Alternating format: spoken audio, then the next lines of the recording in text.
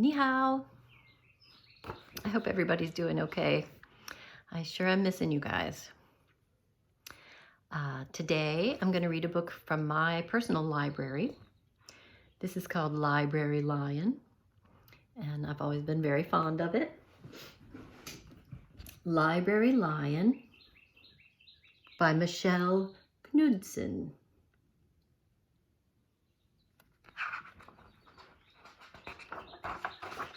Here are the end papers.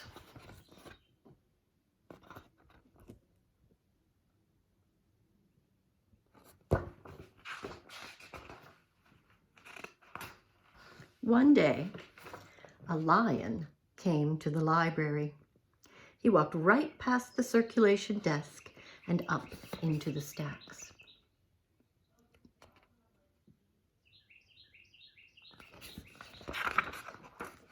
Mr. McBee ran down the hall to the head librarian's office.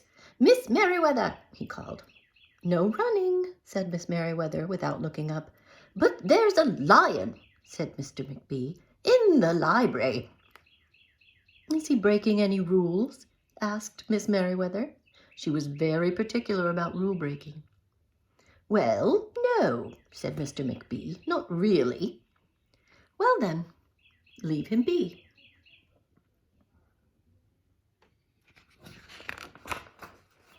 The lion wandered all around the library.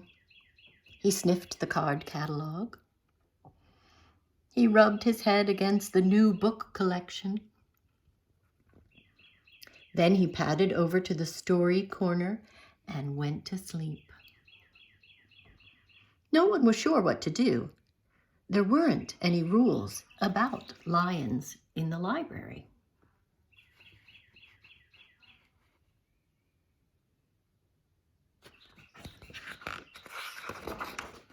Soon it was time for story hour. There weren't any rules about lions at story hour either. The story lady seemed a little nervous, but she read out the first book title in a good, clear voice. The lion looked up. The story lady kept reading. The lion stayed for the next story and the story after that. He waited for another story, but the children began to walk away.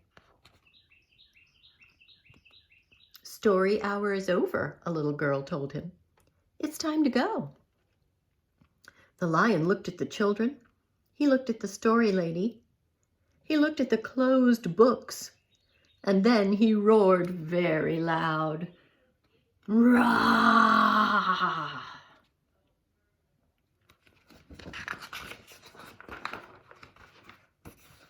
Miss Merriweather came striding out of her office. "Who is making that noise?" she demanded. "It's the lion," said Mr. McBee. Miss Merriweather marched over to the lion. "If you cannot be quiet, you will have to leave," she said in a stern voice. "Those are the rules."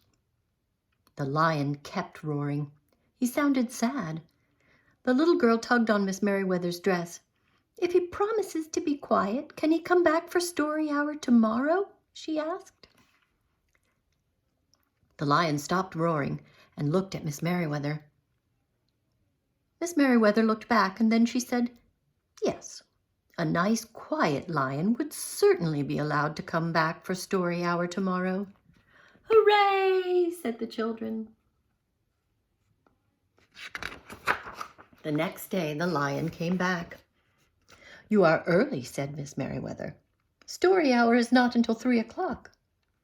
But the lion did not budge. "Very well," said Miss Merriweather. "You might as well make yourself useful." And she sent him to dust off the encyclopedias until it was time for story hour. The next day, the lion came in early again. This time, Miss Merriweather asked him to lick all the envelopes for all the overdue book notices.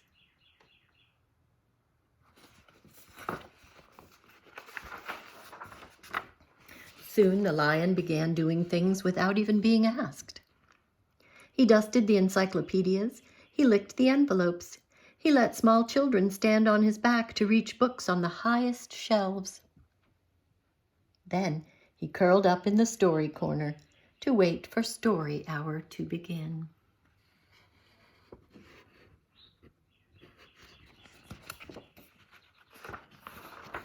At first, the people in the library were nervous about a lion, but they soon got used to having him around.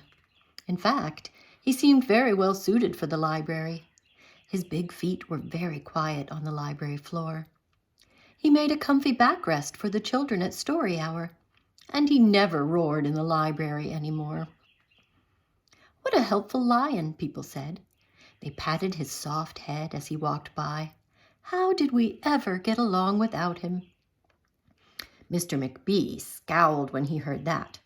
They had always gotten along just fine before. No lions were needed. Lions, he thought, could not understand rules. They did not belong in a library.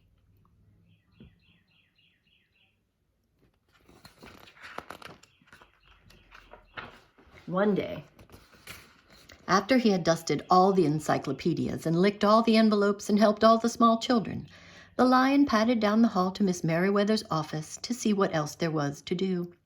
There was still some time left before story hour. "Hello, Lion," said Miss Merriweather. "I know something you can do.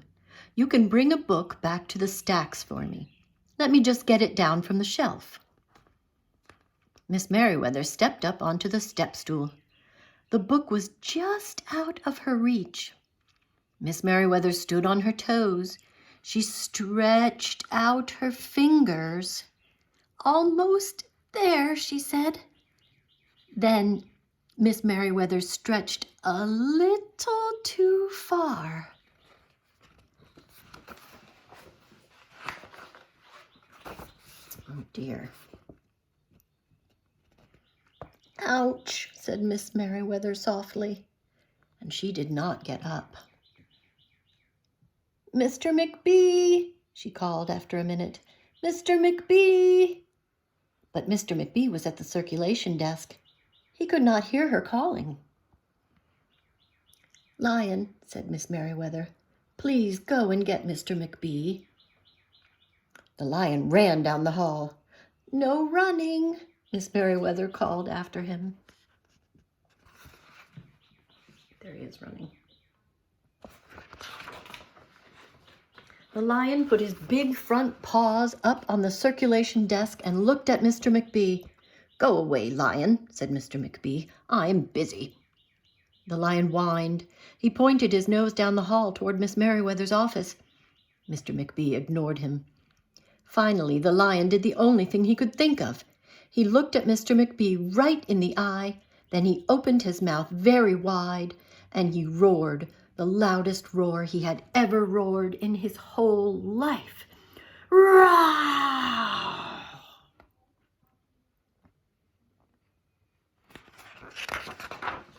Mr. McBee gasped. "You are not being quiet," he said to the lion. "You are breaking the rules." Mr. McBee walked down the hall as fast as he could. The lion did not follow him. He had broken the rules. He knew what that meant. He hung his head and walked toward the doors. Mr. McBee did not notice. "Miss Merriweather," he called as he walked. "Miss Merriweather, the lion broke the rules. The lion broke the rules." He burst into Miss Merriweather's office. She was not in her chair. "Miss Merriweather?" he asked. "Sometimes," said Miss Merriweather from the floor behind her desk, "there is a good reason to break the rules, even in the library. Now, please call a doctor. I think I've broken my arm." Mr. McBee ran to call a doctor. "No running," Miss Merriweather called after him. The next day, things were back to normal. Almost. Miss Merriweather's left arm was in a cast.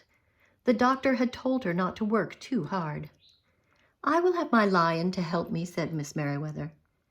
But the lion did not come to the library that morning. At 3 o'clock, Miss Merriweather walked over to the story corner.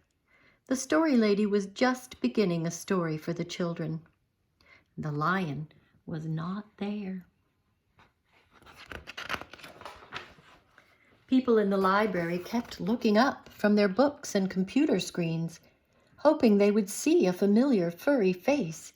But the lion did not come that day.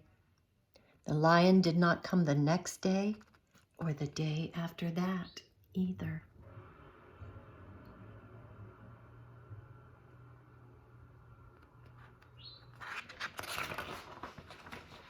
One evening, Mr. McBee stopped by Miss Merriweather's office. On his way out, "Can I do anything for you before I go, Miss Merriweather?" he asked her. "No, thank you," said Miss Merriweather. She was looking out the window, and her voice was very quiet, even for the library. Mr. McBee frowned as he walked away. He thought there probably was something he could do for Miss Merriweather after all.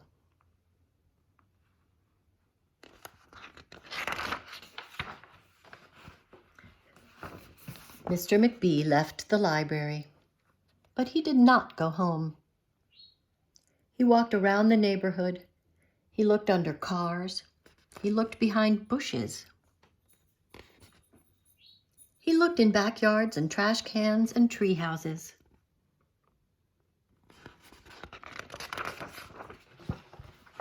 Finally, he circled all the way back to the library. The lion was sitting outside, looking in through the glass doors. "Hello, Lion," said Mr. McBee. The lion did not turn around. "I thought you might like to know," said Mr. McBee, "that there is a new rule in the library. No roaring aloud unless you have a very good reason. Say, if you're trying to help a friend who's been hurt, for example." The lion's ears twitched. He turned around, but Mr. McBee was already walking away.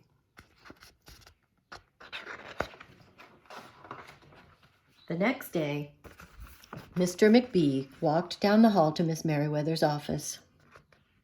"What is it, Mr. McBee?" asked Miss Merriweather in her new, quiet voice. "I thought you might like to know," said Mr. McBee, "that there is a lion in the library." Miss Merriweather jumped up from her chair and ran down the hall. Mr. McBee smiled. "No running," he called after her. Miss Merriweather didn't listen.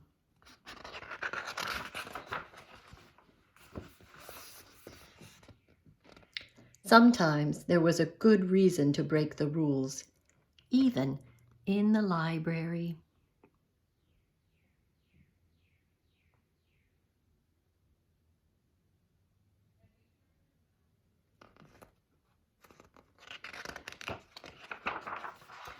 And that's the end.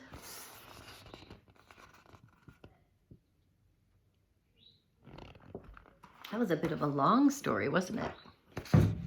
So, this is a favorite book of mine in my collection of children's books.